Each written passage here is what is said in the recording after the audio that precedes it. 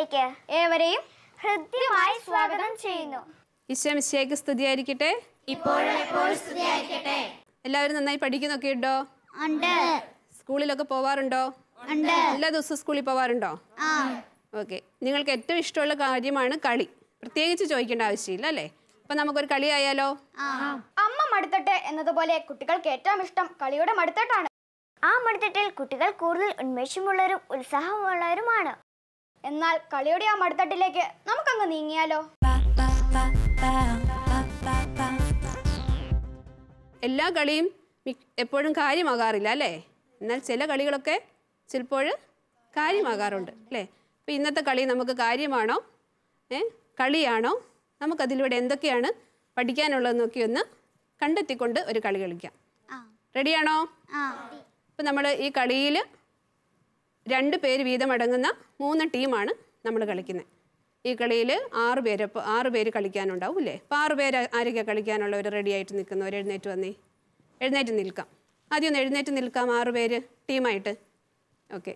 ഇതിനകത്ത് നമുക്ക് ഒന്നാമത്തെ ടീമായിട്ട് കളിക്കാൻ ഒരു ധൈര്യമുള്ളവരാരാ?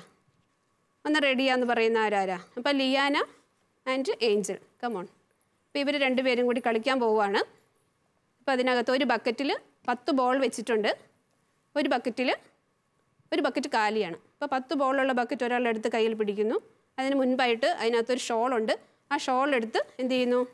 ഒരാൾ മറ്റൊരാളുടെ കണ്ണ് കെട്ടണം. ഈ കണ്ണ് കെട്ടിയ ആൾ വേണം ബോൾ എറിയാൻ. ഈ ബോൾ എറിഞ്ഞ് എന്ത് ചെയ്യണം?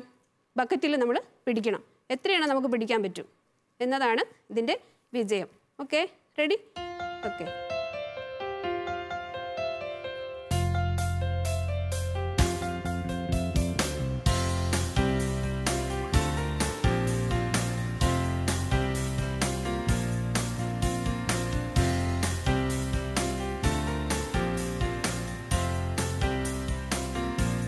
One, two, three, start.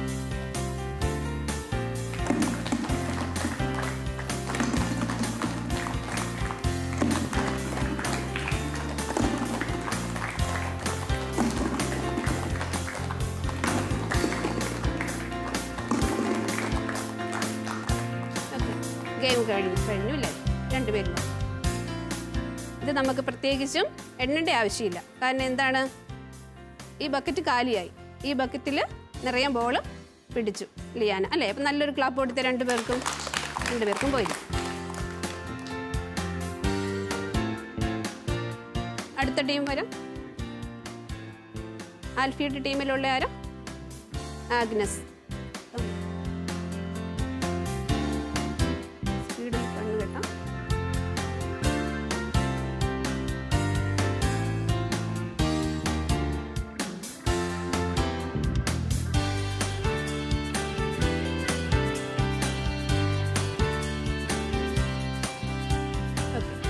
Ready? 1, 2, 3, start.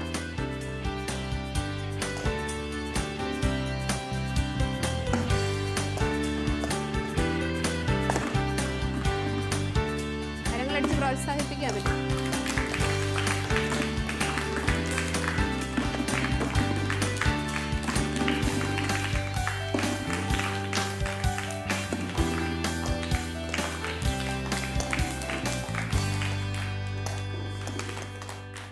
എത്ര ബോൾ കിട്ടിയെന്ന് ഇതിലേക്ക് ഒന്ന് എണ്ണിയിടും. 1, 2, 3, 4, 5 ബോൾ. എത്ര ബോൾ ക്യാച്ച് ചെയ്തു? 5 എണ്ണം ആണ് ആൽഫിക്ക് പിടിക്കാൻ പറ്റിയതല്ലേ? അപ്പം നല്ലൊരു ക്ലാപ്പ് നമുക്ക് ഈ ടീമിന് കൊടുക്കാം. പോയിരിക്കും. അടുത്ത ടീം വരും.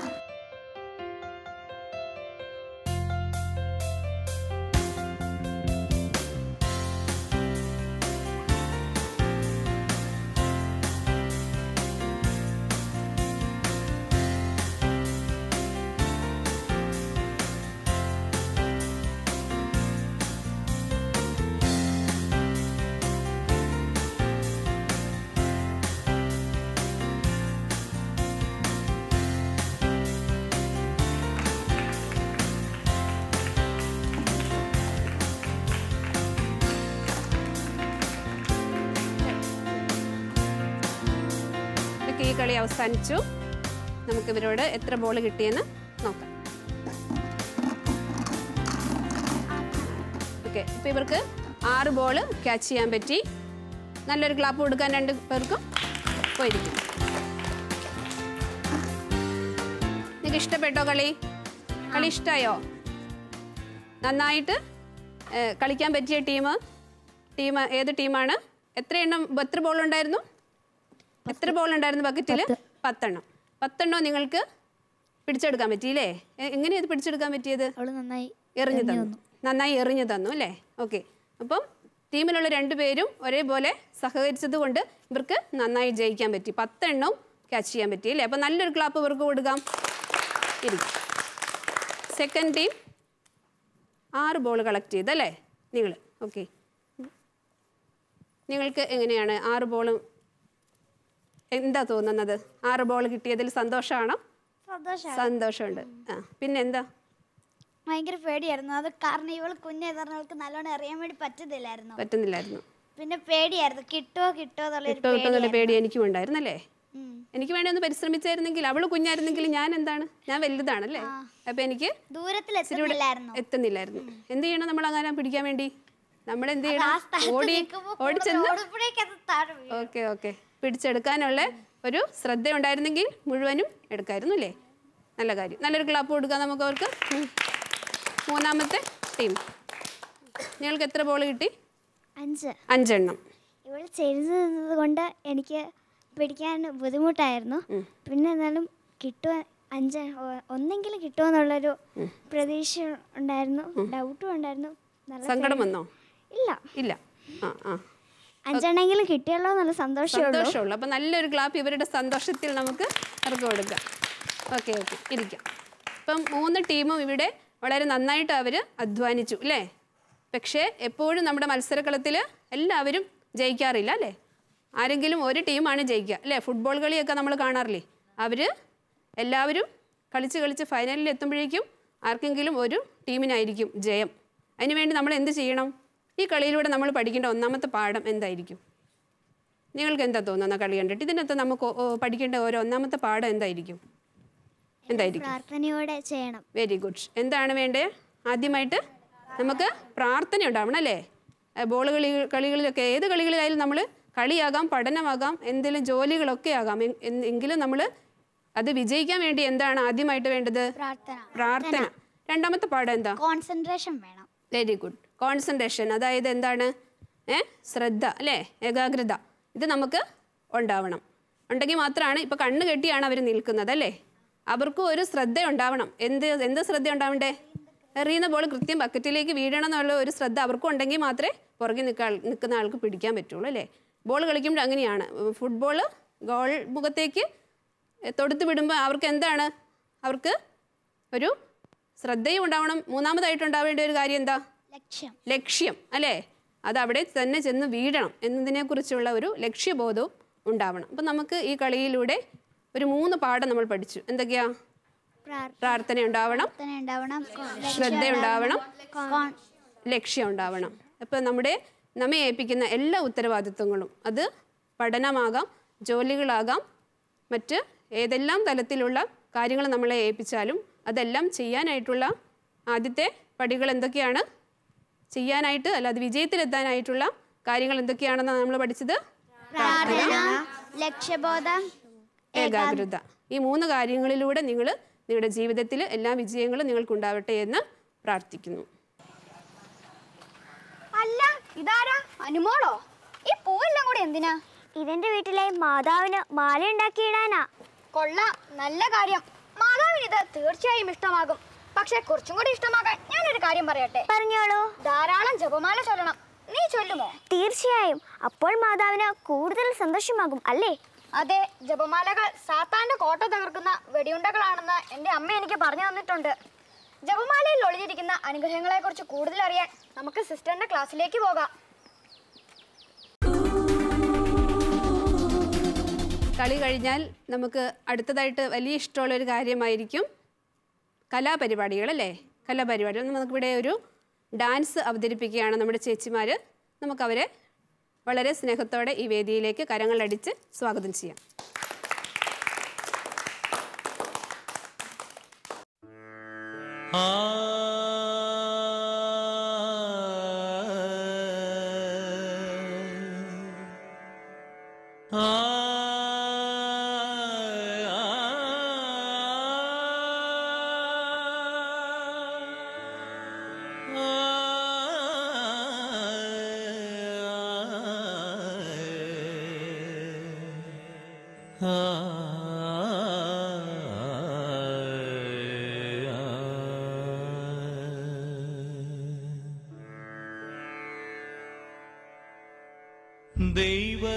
ദൈവപിതാവേകും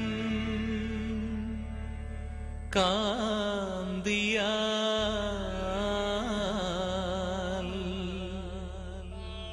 പൂർണ്ണത നേടിയ അമ്മേ വന്ദനം.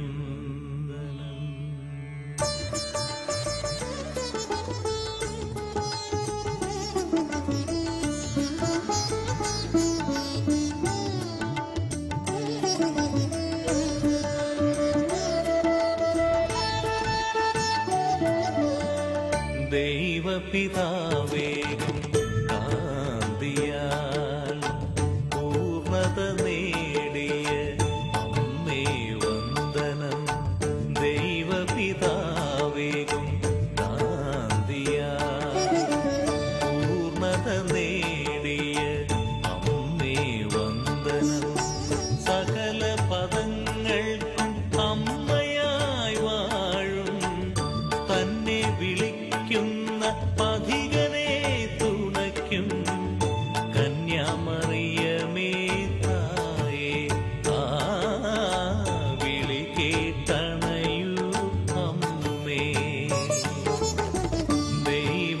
ദൈവപിതാവേകും കാന്തിയാൽ പൂർണ്ണത നേടിയ അമ്മേ വന്ദനം.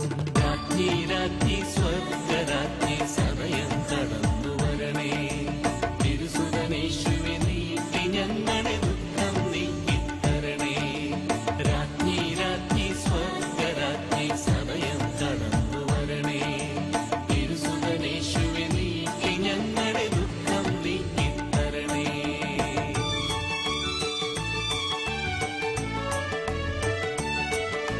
സനി പനി സാ സനി പനി സാ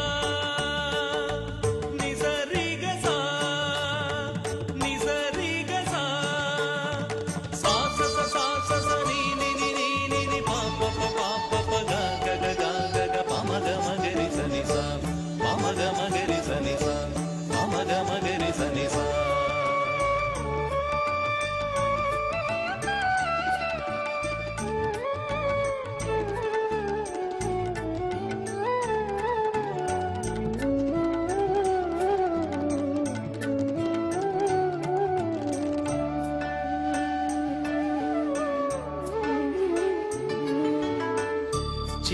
ചിത്രത്തുന്നലുള്ള വസ്ത്രം ധരിപ്പിച്ച് തൂകൽ ചെരുക്കുകൾ അണിയിച്ചു നിന്നെ. ചണച്ചരട് അരയിൽ കെട്ടി പട്ടുടുപ്പണിയിച്ചു ദൈവം. നിന്നുടെ നാമം അമ്മ. ആ നിന്നുടെ ഭാവം നന്മ. രാജ്ഞി രാജ്ഞി സ്വർഗരാജ്ഞി സദയം കടന്നു വരണേ. തിരുസുതനേശുവെ നീക്കി ഞങ്ങളെ ദുഃഖം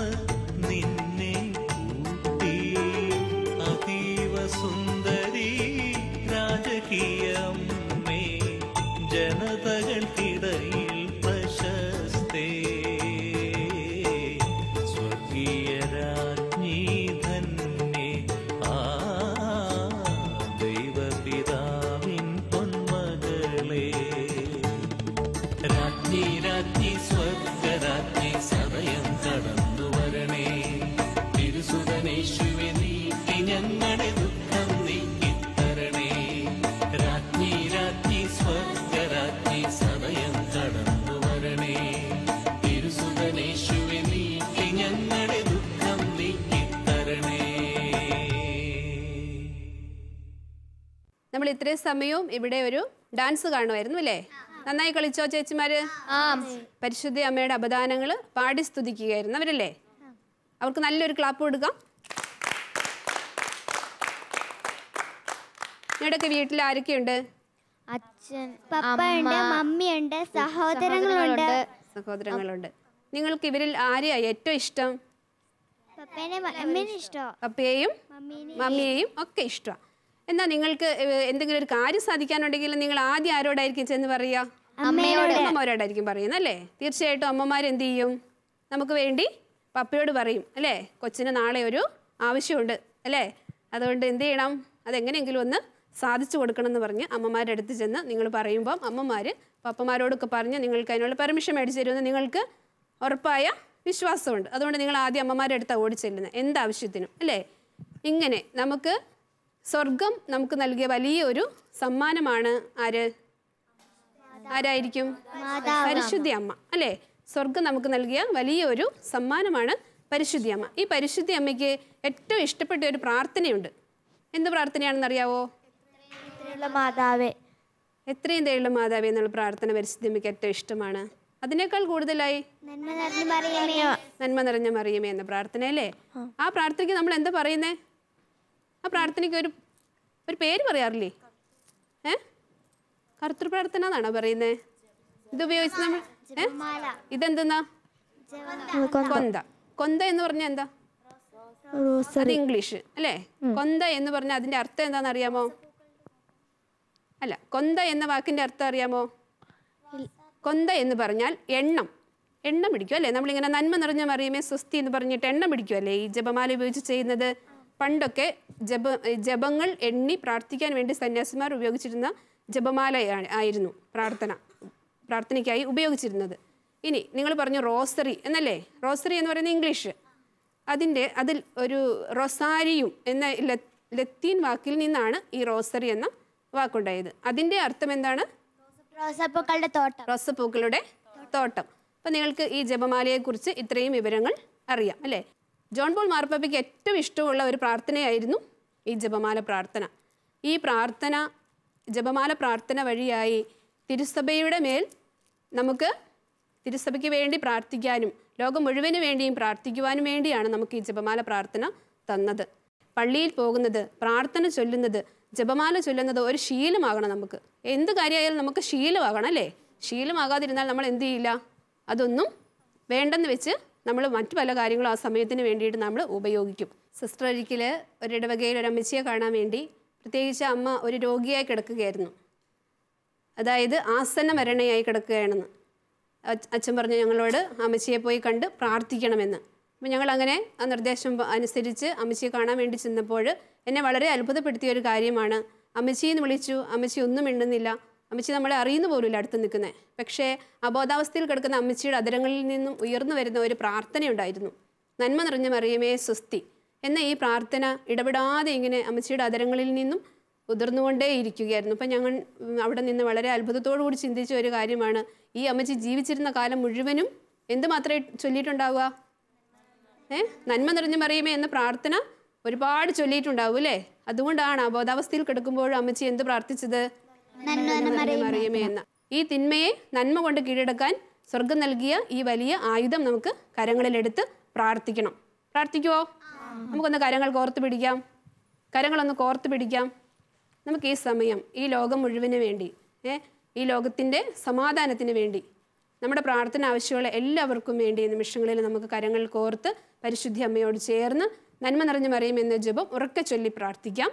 നന്മ നിറഞ്ഞ മറിയമേ സ്വസ്തി, കർത്താവ് അങ്ങയുടെ കൂടെ സ്ത്രീകളെല്ലാം അനുഗ്രഹിക്കപ്പെട്ടവളാകുന്നു.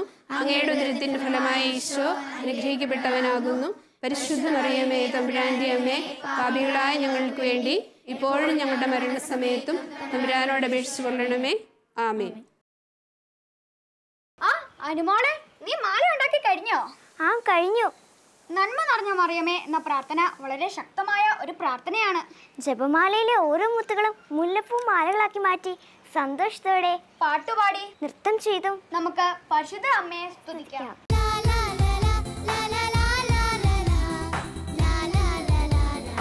നിങ്ങളുടെയൊക്കെ വീട്ടില് മുല്ലപ്പൂ ഉണ്ടോ? സാധാരണ മുല്ലപ്പൂ എന്തിനാ ഉപയോഗിക്കാറ്? തലേ ചൂടാനല്ലേ? പിന്നെ എന്തിനെങ്കിലും ഉപയോഗിച്ചിട്ടുണ്ടോ അത്? കൊന്ത തീർക്കാനാ. മാതാവിന് രൂപത്തിന്റെ മുകളിൽ കൊന്ത മാല ഉണ്ടാക്കിയിട്ടുണ്ടോ? ഉണ്ട്. അങ്ങനെയാണെങ്കിൽ നമുക്ക് ഇന്നൊരു പാട്ട് പാടി ഈ മുല്ലപ്പൂ കൊണ്ട് മാതാവിനൊരു മാല കോർത്താലോ? റെഡിയാണോ? ജസ്റ്റ് പാടിത്തരാം. നമുക്ക് പാട്ട് പാടി മാതാവിന് മുല്ലപ്പൂവിൻ്റെ ഒരു എന്താണ് കൊടുക്കുന്നത്? ഒരു ജപമാല അല്ലേ? കൊടുക്കാം. മുല്ല മലർ മാല കൊണ്ടൊരു കൊന്ത തീർത്തിടാം,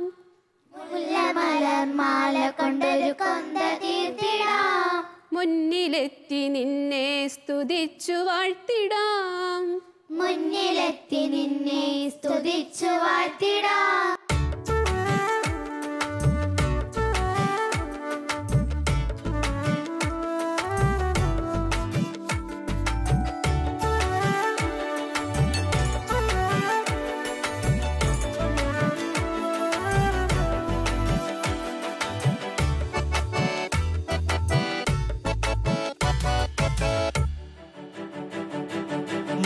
മലർമാല കൊണ്ടൊരു കൊന്ത തീർത്തിടാം, മുന്നിലെത്തി നിന്നെ സ്തുതിച്ചു വാഴ്ത്തിടാം.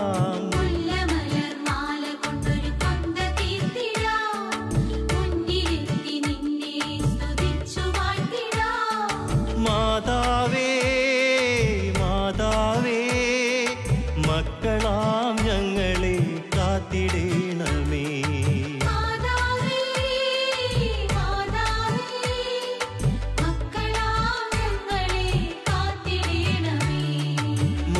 മലർമാല കൊണ്ടൊരു കൊന്ത തീർത്തിടാം, മുന്നിലെത്തി നിന്നെ സ്തുതിച്ചു വാഴ്ത്തിടാം.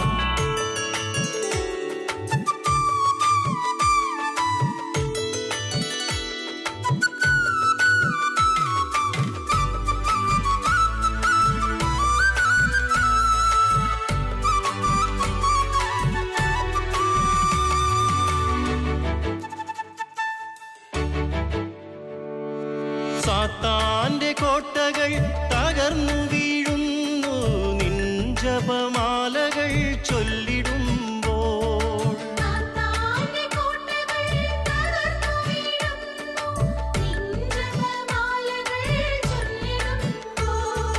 മാലാഖമാരെ അയക്കണേ, കാവൽ ഞങ്ങൾക്കായി ഏർപ്പെടുത്തണേ.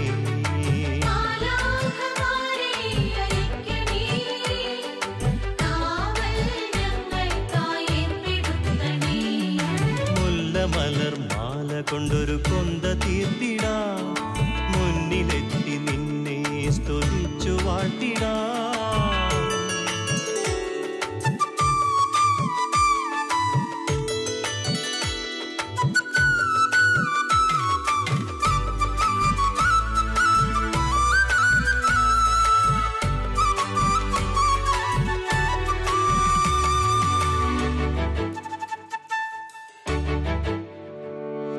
ത്രിത്വൈക ദൈവത്തെ ആരാധിച്ചിടുന്ന ജപമാല ഞങ്ങൾ ഏറ്റു ചൊല്ലിടാം.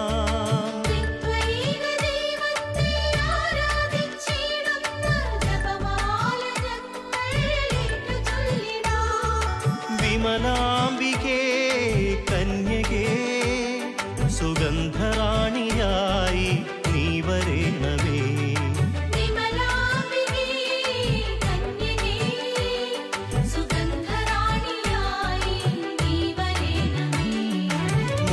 മലർമാല കൊണ്ടൊരു കൊന്ത തീർത്തിടാം, മുന്നിലെത്തി നിന്നെ സ്തുതിച്ചു വാഴ്ത്തിടാം.